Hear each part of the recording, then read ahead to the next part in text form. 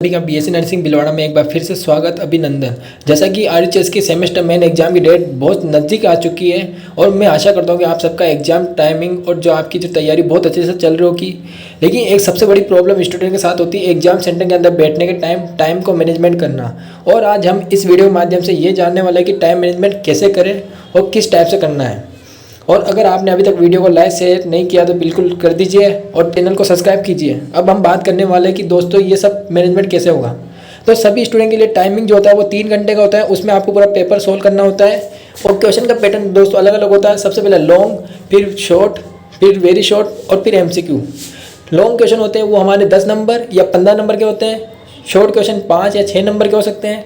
Very short हमारे 2 के भी और 3 के भी हो सकते हैं। उसके बाद बचते हैं एमसीक्यू जो किसी के 12 आते हैं, किसी में 8 होते हैं और अलग अलग होते हैं। अब बीएससी नर्सिंग के अंदर एक रूल होता है कि फर्स्ट सेम से लेकर 4th सेम के अंदर 2 पार्ट की कॉपी आती है, ए और बी। दोनों पार्ट के क्वेश्चन लगभग सेम होते हैं। जो बी पार्ट है दोस्तों वो उसी टाइम बीच में आता है 3 घंटे के, तो हमें सबसे पहले उसे भी कवर करना होता है। और कॉपी के ऊपर सबसे पहले register roll number, exam centre code और हमारे सिग्नेचर और हमारे जो टीचर्स वहाँ पे हैं उनके सिग्नेचर और साथ में डेट, ये सब कुछ मेंशन करनी होती है। उसके बाद आप कॉपी में देखिए कि कहीं पेज नंबर गलत तो नहीं है। गलत है तो तुरंत वापस उसको टीचर्स को दे दीजिए। अब बात करें हम क्वेश्चन को मैनेजमेंट की, तो सबसे बढ़िया मैनेजमेंट होता है कि जैसे दोस्तों लॉन्ग जो 10 या 15 नंबर के क्वेश्चन होते हैं उसे आप लगभग 45 मिनट दीजिए। शॉर्ट को आप लगभग 45 मिनट दे सकते हो तो आप कीजिए और साथ में एमसीक्यू कीजिए और 15-20 मिनट जो बचते हैं उसमें आप उनको रिव्यू में देखिए। में आप अपने क्वेश्चन को मैनेजमेंट कर सकते हैं। और हम बात करते हैं कि क्या क्या गलती स्टूडेंट करता है।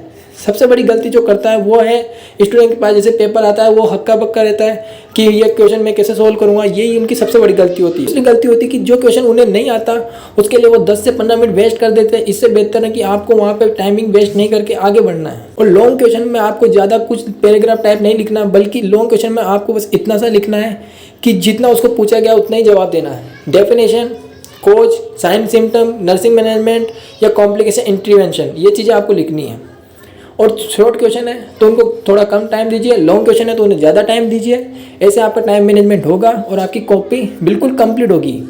और जिसके किसी के राइटिंग की प्रॉब्लम आती है तो अपनी स्पीड को थोड़ा बढ़ा के रखिए, क्योंकि राइटिंग के नंबर कट सकते हैं लेकिन अगर आपकी स्पीड कम है तो उससे ज़्यादा नंबर कटने के चांस होते हैं।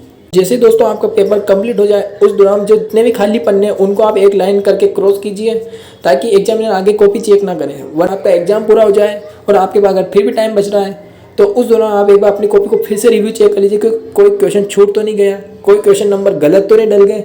अगर गलत डल गए तो आप उनको सुधार लीजिए। और एमसीक्यू क्वेश्चन को आप एकदम करेक्ट हो सके इतना करेक्ट कीजिए, उससे आपके नंबर जो है वो बढ़ते हैं। और इसी के साथ दोस्तों अब अगर आपको कोई डाउट्स हो तो आप पूछ सकते हो।